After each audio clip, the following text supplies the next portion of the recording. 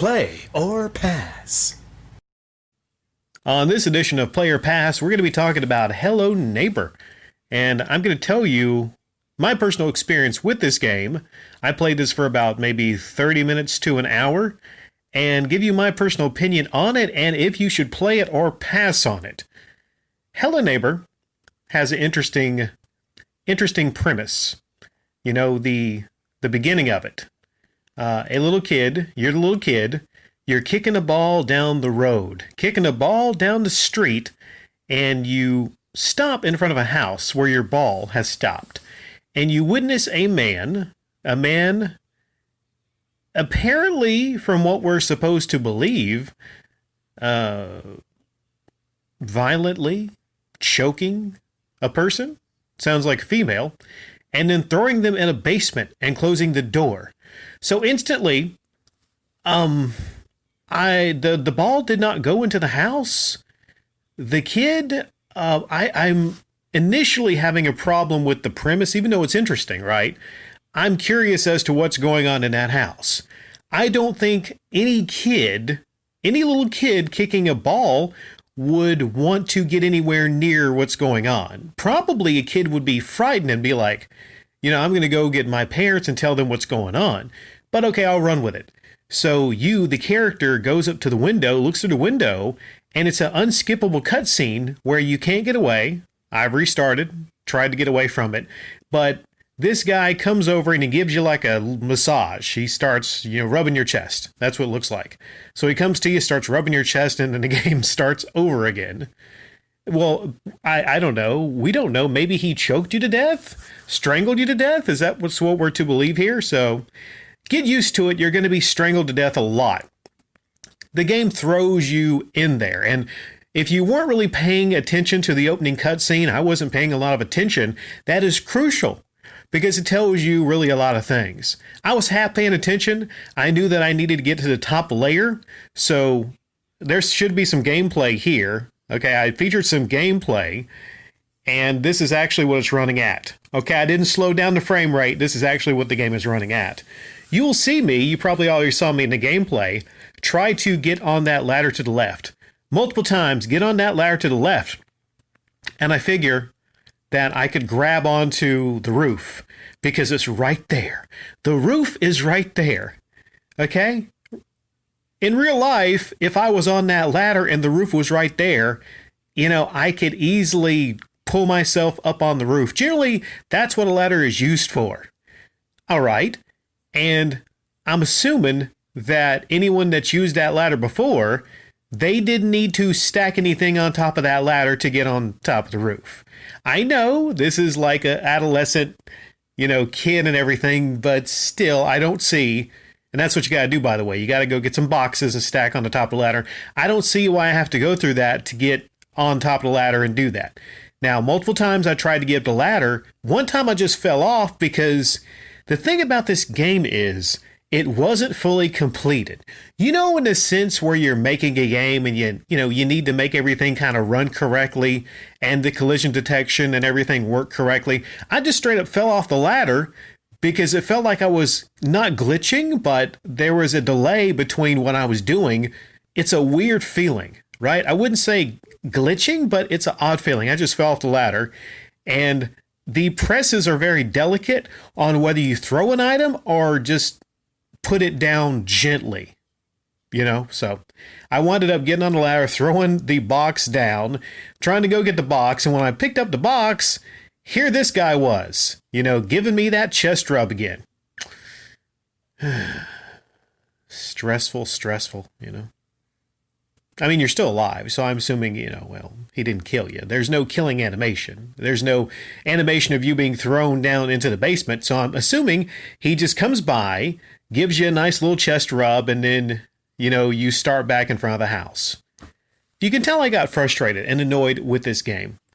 And I know probably it's one of those deals to where some people might play it, pick up on everything and what you're supposed to do instantly.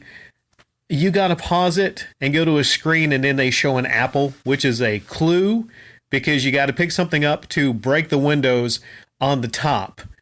But I think you can actually throw something from the bottom to the windows on the top. It would be helpful. I'll finish off with this because you can tell I'm getting frustrated here, even just talking about this. It would have been incredibly helpful for them to, oh, I don't know, put something simple in there, like something in Metal Gear Solid. You know, a game from the 90s, letting you, oh, I don't know where this motherfucker would be, letting you know and get a general idea of where he is. Because by the time, this guy is fast, he is blazing fast. By the time you're aware and you start hearing that music, it's already too late. It's already too late. At least it was in my first little playthrough of this. On the second playthrough, I realized, and the game doesn't really tell you this, of course there's no tutorial on how to run, but if you hold down both right and left trigger, you run. Maybe it glitched in my version, but I had to hold down both the right and the left trigger to run. Yeah, I guess because both your legs, you need both your legs to run. I swear to you, I had to hold both down. The problem with that was I was holding an apple or I was holding something, and when you let go, you throw it. And I would go and get multiple apples. I would throw multiple apples and then lose the apple, or maybe they glitch out of existence. I'm not sure what happened. Maybe it's a deal where something disappears once you throw it and you're not near it. Would have been helpful. You know, that little adjustment, that little addition to the game where, okay, he's coming close. I got to get out of his, radar and everything, or just give this motherfucker a radar. Little things like that. The world, there's really not much to do anything in the world, even though it gives you a lot of area to run around in. I don't understand why it does that. It's kind of like a tease. It's like an open world kind of tease, but there's literally like almost nothing around. In my experience, you can't go anywhere in this. It's a puzzle game, I get it. You might say, Rick, you don't play these games a lot. What's up with that? You're not good at these games. I will say this can't be a good example of a game of this type. This can't be. Admittedly, I haven't played a lot of games like this, but it cannot be. It released originally for $30. So I pity the fools that paid $30 for this, because it's on Game Pass, almost free, and I don't want to play it again. I don't want to see it again. I don't think this game has a lack of polish. I think it has a lack of completion. There were times where I was just laughing and enjoying myself, even though frustrated, just laughing at the fucking game. Because two instances, right? I knocked over a trash can. And I was going to pick up a trash can lid. But when I knocked over the trash can lid got half stuck in the fucking ground. So I had to pick up the trash can, not the lid, because, I was standing on it and it seemed to like just fall into the ground. And one other instance was when you go into the house, you're trying to hide from the guy because, like I said, there's no radar. So you're constantly, just hiding in those little closets or whatever. And he was barreling down on me. And I said, okay, you know what? I can hide in the closet. Hid in the closet. He still got me when I'm like, okay. He was chasing me, so I get why, he probably got me. But another time, I was in there and I know he didn't see me, but he came around the corner and still found me, right? Another time, I was trying to get into a closet. And I shit you not, I was hitting the RB button, but it wouldn't let me in the closet, even though that's the button that I used before to get into it. Apparently, there's a difference. The game does not acknowledge you if you either hold it down or tap it. It's one or the other. Usually, if you hit a button, it does something. Not in Hello Neighbor. Sometimes there's delays in the button press and what happens, and sometimes it's specific.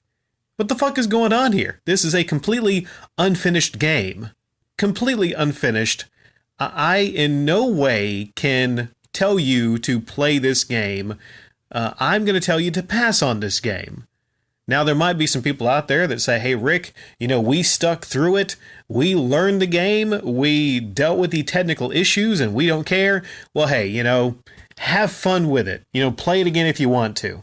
I just don't see anything substantial here. I don't see anything with substance. As a game, I think it's a complete failure from a technical aspect, and probably just overall, just not anything worth your time. So definitely, I'm going to say pass on Hello Neighbor.